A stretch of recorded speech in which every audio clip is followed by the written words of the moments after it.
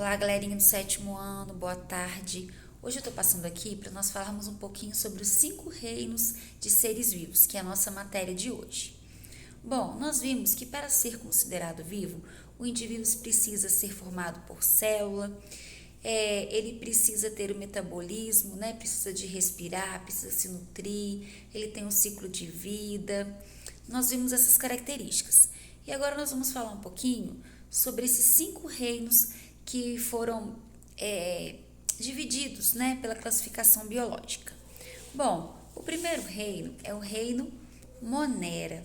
O reino Monera, ele é um reino muito importante porque ele é o reino formado pelas bactérias, pelas cianobactérias, por indivíduos que são extremamente importantes também como decompositores, né, no caso das bactérias. Bom, uma característica importante do reino Monera é que eles são indivíduos formados por células procariontes. É o único reino formado por células procariontes, células que não possuem núcleo. O material genético fica disperso no citoplasma. O material genético não fica protegido por uma membrana que é a carioteca, ok?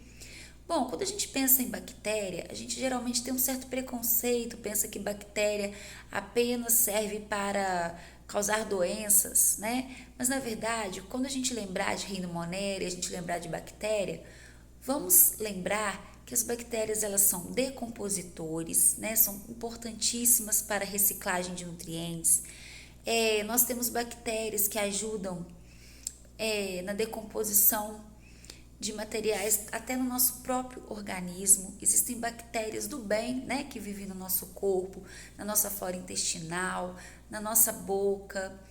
Existem bactérias que são utilizadas para produção de alimentos, né, para produção de insulina. Então, não vamos pensar que bactérias são indivíduos apenas do mal que causam doenças, né? Vamos pensar que elas também são muito úteis no nosso dia a dia, na farmácia, na indústria farmacêutica e na nossa vida. Bom, outro reino, pessoal, muito importante é o reino protista. O reino protista, ele é formado por indivíduos autótrofos e heterótrofos. Olha só, quando a gente fala de autótrofos, são aqueles que fazem seu próprio alimento.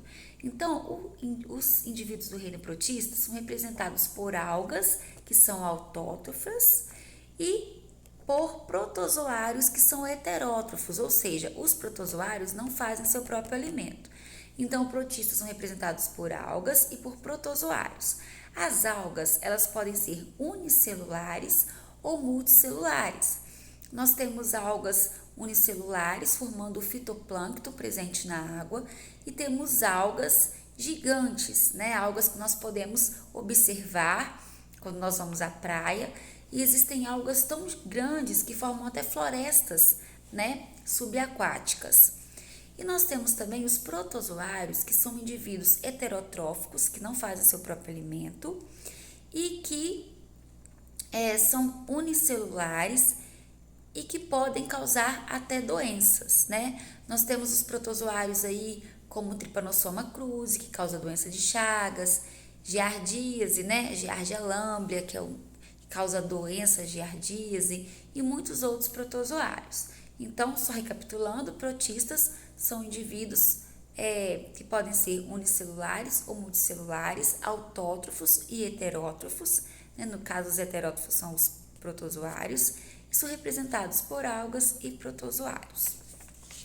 Nós temos também um reino muito importante, que é o reino fungi. Algumas pessoas pensam que os fungos são plantas, mas não são. Os indivíduos do reino fungi são os bolores, os cogumelos, as leveduras, as orelhas de pau, né? E são extremamente importantes, porque como as bactérias, eles também são decompositores. No reino fungi, nós temos indivíduos unicelulares, que é no caso das leveduras, e nós temos indivíduos multicelulares, que é no caso dos cogumelos, que a gente consegue ver, né? Dos cogumelos, das orelhas de pau, dos bolores, que nós conseguimos ver a olho nu, tá ok? Esses indivíduos do reino fungi, eles não são plantas, portanto, eles não fazem fotossíntese, eles são heterotróficos e eles também são formados por células eucariontes, células que têm núcleo bem definido. Nós temos um outro reino, que é o reino Plantae, formado por plantas de pequeno e grande porte, né? Os indivíduos do reino planta, eles têm célula vegetal, são células eucariontes. Os indivíduos do reino planta, eles são autótrofos, eles conseguem fazer seu próprio alimento. E eles são divididos em 4 grupos. Nós temos plantas do tipo briófita, pteridófita, gimnosperma e angiosperma. E lembrando que as plantas são a base da cadeia alimentar, elas são chamadas de produtoras. E por último, nós temos o reino animal, o reino animalia, formado por vários tipos de indivíduos, né, que são divididos entre vertebrados e invertebrados. E dentre os vertebrados e invertebrados, nós temos vários grupos.